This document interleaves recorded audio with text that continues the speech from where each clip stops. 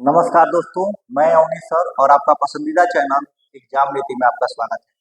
दोस्तों, आज बात करेंगे भारतीय संविधान के भाग एक, भारतीय संघ और उसके राज्य क्षेत्र। काफी इंपोर्टेंट ये है। भाग एक, भारत के संघ और उसके राज्य क्षेत्र।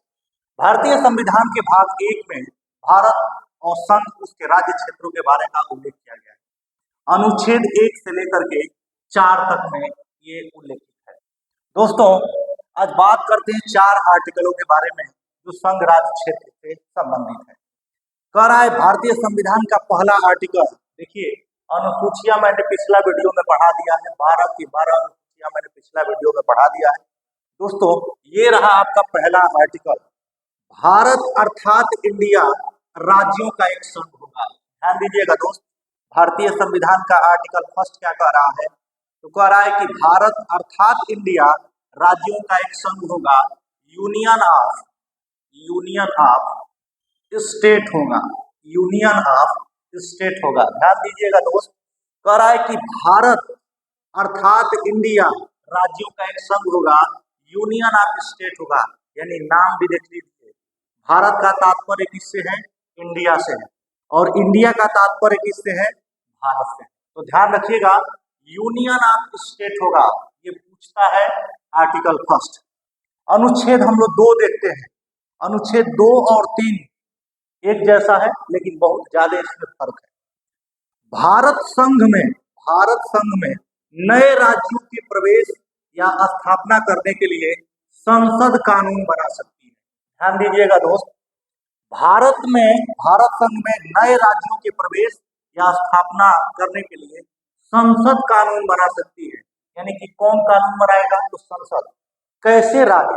तो विदेशों से अर्जित क्षेत्रफल, जैसे मान लीजिए कि ये आपका हिंदुस्तान हो गया, ये मान लीजिए कि आपका बांग्लादेश हो गया, ये भारत हो गया, और ये आपका बांग्लादेश हो गया।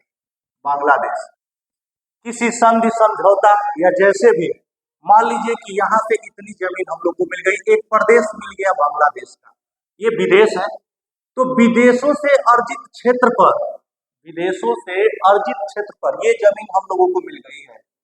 तो विदेशों से अर्जित क्षेत्र पर नए राज्यों के प्रवेश या यहाँ स्थापना करने के लिए संसद कानून बना सकती है। तो ध्यान दीजिएगा दोस्त, ये आर्टिकल जो 2 है, ये विदेशों से अर्जित क्षेत्र पर,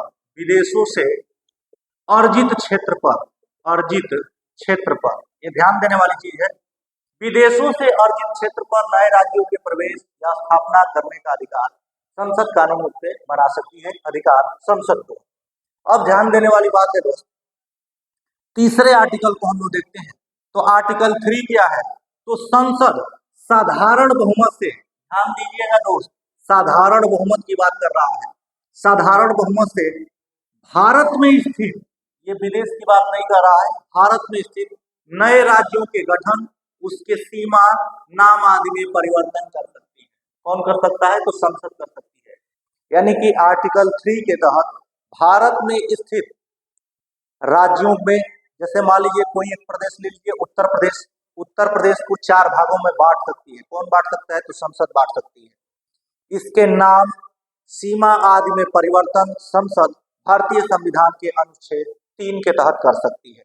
यानी 2 राज्यों को लेगी, उसकी कुछ भौगोलिक जो क्षेत्र है उसको काट करके एक नया राज्य भी बना सकती है, या इसी से सीमा इधर उधर कर सकती है, इसके नाम में परिवर्तन कर सकती है।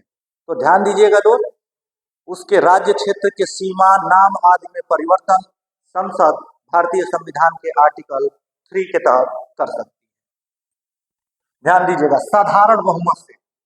चौथा अनुच्छेद क्या है?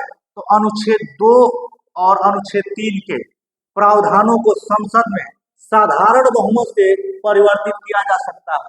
बार बार ये चीजें कह रही है, साधारण बहुमत से। इसमें संविधान संशोधन की कोई जरूरत नहीं है, संविधान संशोधन की कोई जरूरत नहीं है। आर्टिकल 368 का कोई प्रावधान नहीं है। कितना संशोधन किया जाएगा? इसमें 368, यानी कि संविधान संशोधन का कोई प्रावधान नहीं है। कमेंट करके बताइएगा दोस्त कि संविधान संशोधन की प्रक्रिया किस देश के संविधान से ली गई है। मिलते हैं अगले वीडियो में, तब तक के लिए नमस्कार।